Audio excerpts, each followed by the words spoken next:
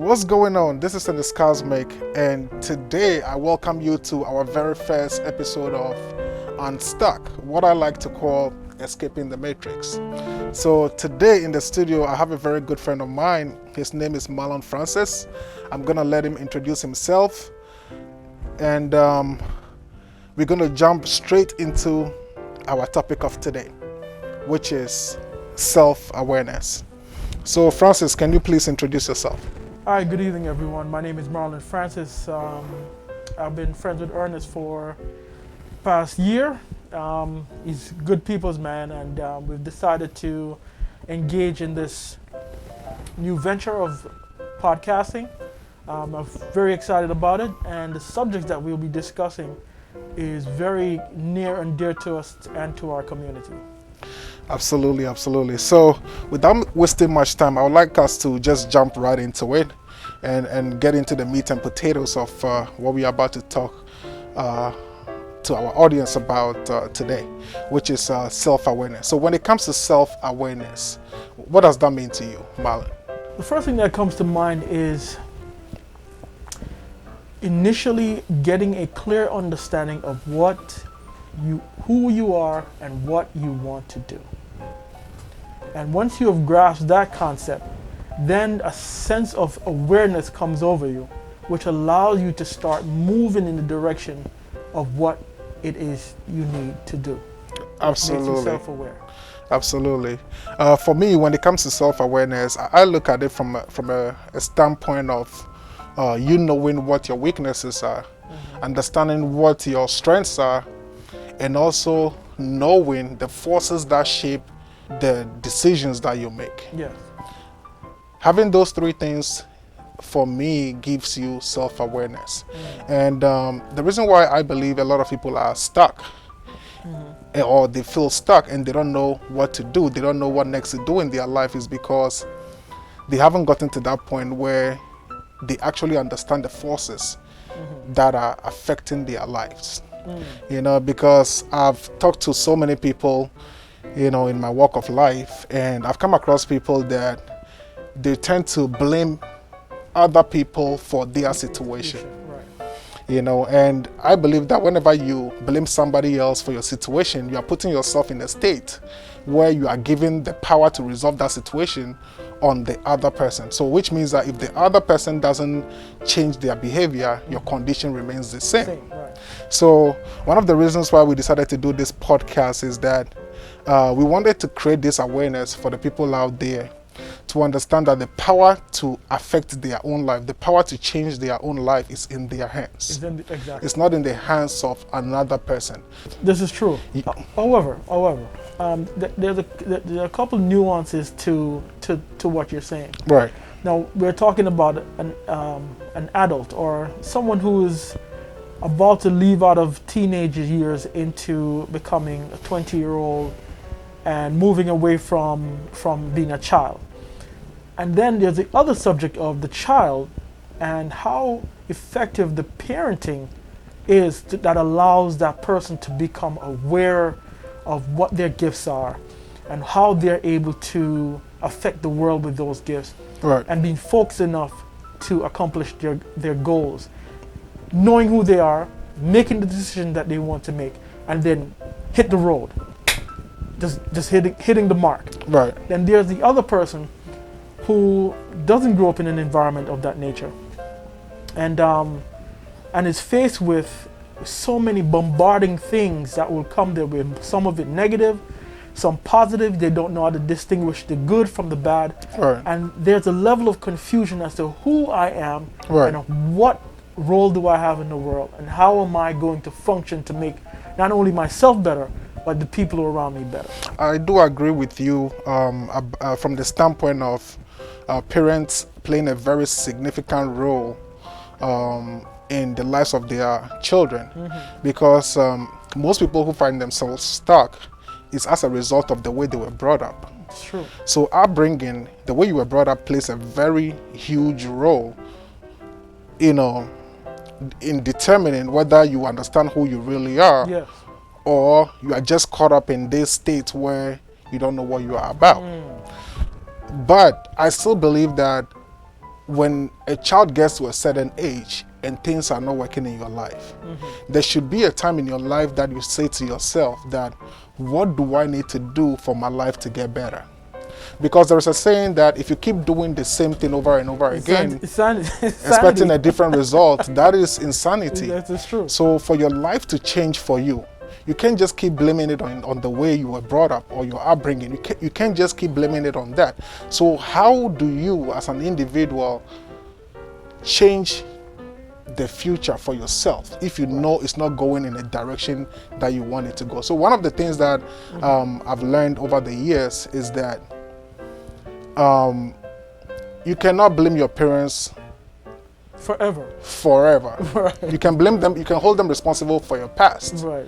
but you cannot hold them responsible for your future. Right. Because now that you have come into the awareness that your parents were the reasons why your life is where it is today, now that is a portion of self-awareness that we are talking about. Yes. Because you have now become self-aware to know that, okay, I'm this way because my parent brought me up this way.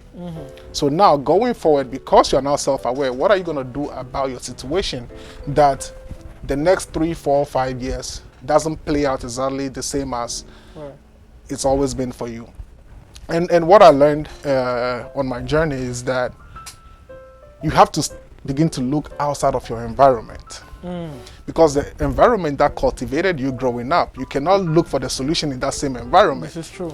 There is a saying that you can correct a mistake using the same mind that you used to create the problem. You're bound to create that same mistake. Right. So in order to create a new reality for yourself, you have to get some new information. This is true. And most of the time you cannot get that new information in the environment that you were brought up in. It doesn't mean necessarily that you have to leave the environment, but it could mean that you listening to someone else's view of how they were brought up on maybe Instagram or Facebook or all these social media platforms that we have. Today, I feel like we have the luxury of having information at our fingertips. Exactly. You know, anytime you choose, you can get whatever information you need that can make a great difference in the quality of your life. But this leads to a powerful point that you're making, an extremely powerful point. And this question that you need to ask is not of anyone but of yourself. Right. The first ask. In asking yourself, looking in the mirror and asking yourself, what is it that I need to do to make my world move forward? What is it that I need to do to create the environment that I want to live in? What is ideal for me? If you're not asking those questions, then you have not, I would say, sparked that light that makes you now aware of something needs to be changed. Yes? Yes. Once you have done that, as the individual, as the self, as we call the neo, so to speak. And it could happen both ways. Right. It could be that you have the consciousness to ask the question, or you could be in a space when you hear something. Because for me, I was the kid that blamed his father. I was the kid who blamed his father. And it was listening to my YouTube page of personal development, and the part that made me become self-aware and let me stop pointing the finger was when I heard Will Smith said on his one of his encouragement speeches, he says, how long are you going to blame your parent? At some point in your life, are you never going to take responsibility for your life? Right. Are you never going to pick up a book and read about something that will give you the direction that you need for your life? I said, come on, man, cut the bullshit out. Yeah. And that's when the light bulb went off in myself, and I was able to let my father go. I was able to let everyone go that I thought that had failed me in some way, shape, or form. Right. And I looked in the mirror and started asking these questions. So one of the things in life that I believe creates our reality is the choices that we are making. Yeah. And not many people are aware of this reality or this truth. Right. And the reason why I say that is, for instance, let's say you are overweight, and every day you go to Burger King's and get the double I know. the double Big Mac or whatever they call it. Good luck with that one, right? You know, and you keep eating junk food. And while you are eating these junk foods, in your mind, you want to be able to reduce your weight. How is that ever going to be possible for you? Right. So the choices that we make, they are the ones that are creating our reality. So if there's anybody out there right now listening to us and wondering how can they affect a particular area of their life, I want you to understand that the choices that you are making today is the one creating the reality that you are in today. And in order to change the reality that you don't want, you have to make some different choices. And these different choices that you are going to make, it's not going to be easy. It's not going to be pleasant for you. But these are the choices that are necessary for you to rise to the next level of your destiny. And I also feel like, for instance, people that are broke, right? People that are broke have such an ego that there are certain jobs that they wouldn't do. And that is one thing that I don't understand. Because, for instance, if you are broke, why do you have an ego about what you do? Because I know people that their situation is not the best. Right. And there are so many opportunities out there today, especially if you live in the United States of America. But there are certain jobs that those people will not do. And these are the same people that are driving flashy cars, trying to live their life a certain way to portray a certain level of trying to make people who don't like them. Yes, pretty much, Yeah, like right. trying to please people in some sort of way. But their life is not where they want to be. Their financial life is not where they want to be, and they are struggling. And for these people on this very platform, I want you to know that we have solutions for you. I want you to know that when you like this page or you subscribe to our YouTube channel, we are going to be bringing you amazing content that is able to take you out of this systematic oppression that you find yourself in. Right. Because some of these things, it's not something that you just woke up and decided that that is how you want to live your life. Right. That has been put on you in some shape or form through advertisements, through TV commercials, you know, or watching something on YouTube. Yeah, you're living someone else's ideal life. Yes, someone else's ideal Instead life. of building your life. So, which leads to the next point. right.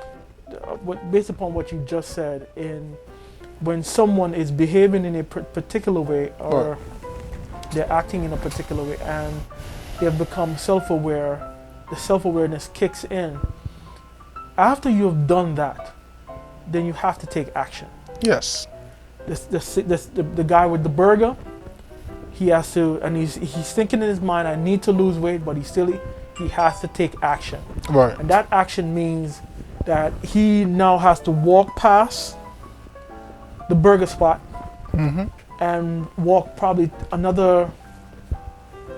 a mile home, Right. instead of taking the bus. Right. Getting up a little bit early in the morning, going to the park, to the gym, or not even that, just run around your block where you live, right? Adding more color to your meals, become an adult, mature in your behavior, in your mindset of what you're eating and everything. And you made a great point. It will not be pleasant, because in maturing, a self-awareness allows you to become mature. Right. It allows you to start to do the uncomfortable things. I call it the friction of life. Every tire that hits the road, after a few thousand miles, that tire will wear down because it is going to transform. And if you want to transform, you have to take action. Even with financial situation, which is a huge issue. Absolutely. One of my favorite books to read, Ernest, is The Richest Man in Babylon. When I didn't have I thought I had good philosophies on my finances Right. until I read that book, Right. until I understood the integral actions a man needs to take in order to change his financial life. Even when you have to not drive the nice car, Right. right? You don't get to wear the nice shoes and the nice pants anymore. Right. You simply have to make those adjustments Right. in order to move forward, and that is a part of the maturity of self-awareness. It Absolutely. matures you to do what is necessary, Yeah. despite what others may think, and is probably showing some level of concern about what is happening to him. He used to dress so nice, Right. but now his pants are tattered, and he doesn't care about how his hair look after 3 weeks. That's true. That's very true. Part of my awakening happened couple of years ago. When I first came to the United States of America, there was this thing at the time that everybody was doing. You know, I see people in flashy cars. I see people, trying, living to impress others. Yeah. So I was also caught up in that bubble because coming from a place like Africa, like you never get to own your own car, you never get to buy certain clothes for yourself. So coming here and understanding that I can work and whatever car I want, I just have to make the monthly payments, Yeah. and I can acquire that particular car. I to be honest with you, I got trapped in that system Yeah. of doing things. So my first 5 years in the United States, it was just me working to pay bills Yeah. because I was driving a brand new car that I have no business driving. Right. I was buying stuff that I What's have the no expression you no use? business What's buying. the expression you use? What expression? You used an expression to describe the car. The car. I'll get to it. I'll get to it. I'll get to it. But I really want to share this testimony or this part of my life so that people that are also going through it right now can know and understand that there's a light at the end of the tunnel. This is true. So I was buying stuff that I have no business buying, just going with the flow, so to say. And it got to a point in my life that I couldn't even take my wife out for a $50 dinner. That was when I said to myself that something has to change. And that was where my full realization kicked in. So from that point forward, what I did was I told myself that I'm going to take this car back to the dealership and tell them I don't want it anymore. They can sell it, whatever money they realize from the car, they can keep it, whatever they do with it. It's none of my business. But I wanted to get myself out of that car.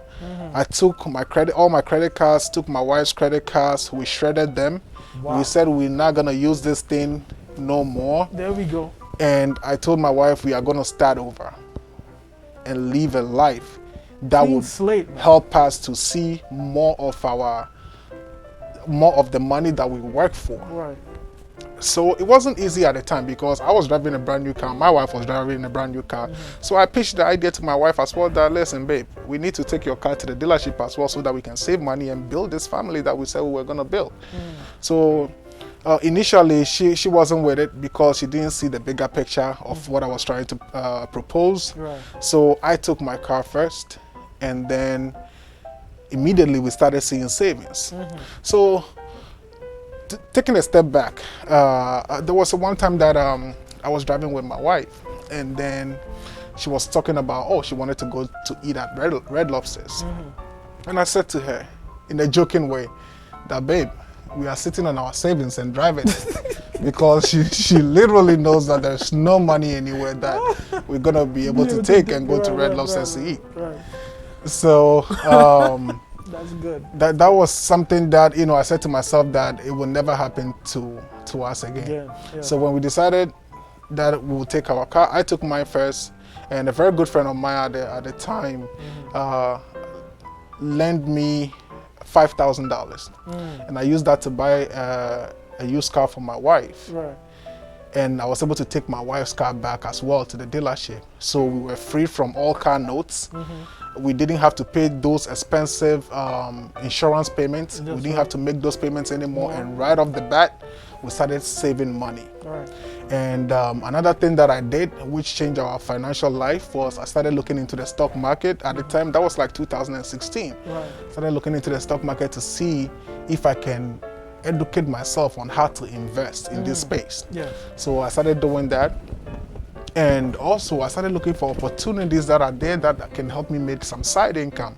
So with the help of my wife, I started my videography and photography business, which I still do till today. And that brought us a lot of side income. So with that side income, we are investing in projects that I can talk about on this platform. But to cut the long story short, our life could have been the same today if we hadn't taken that action, or that step of taking those cars back, of restructuring what we want for our future, our financial life. If we hadn't taken that step, our life would still have been the same today. But today, because of the steps that we took, our life is better than it was. And to tell you the truth, this year 2020 is one of the worst years for anybody living in America. But financially, in the world basically, but financially, this is one of our best years. Awesome. And I don't say that to brag. I say that so that the people listening can see and understand that it is not what happens to you that determines your future. It is what you choose to do about it that determines the quality of your future. A great man So once said, on this note, go ahead and we end it on this a note. great man once said, he said, there are some people in this world that allow circumstances to lead their lives, and then there are others who go out and create their circumstances. And I gotta give this man some big up. His name is Earl Nightingale. He said that so profoundly, and I believe it. I really believe it. If you want to make changes in your life, instead of allowing circumstances to control how you live, how you think, how you respond to this world, you must decide. Make a clear decision and believe that you can do these things so that you can make a change in your life. And that will allow you to become more aware. Because I know, Ernest, even now you are more aware of what goes in and what goes out. Absolutely. Exactly. Absolutely. So, yeah. And once we are capable of doing that, we can have some control over our lives. So self-awareness is very critical. It's important Absolutely. to I our agree. existence. And even let me make one more point. Right. Your self-awareness would allow you to stop making other people dictate what you do and how you think. That is so important. That is true. Let me repeat that again. When you become self-aware, others will not dictate to you how you think and how you behave. Go back and watch one of the greatest trilogies of all time, which is The Matrix. And that movie is all about self-awareness. In the first 30 minutes of that movie, you will see someone become self-aware of their actual existence. And that is where you want to take yourself to. Absolutely, absolutely. So on that note, we bring today's episode of Unstuck to an end. And if you're watching right now, I encourage you to share this podcast with your friends, families, like our page on Facebook, subscribe to our channel on YouTube. Don't forget to click the notification bell so that you get notified whenever we post a new content. And until next time, remember, don't let someone's perception of you become your reality. Have a great day.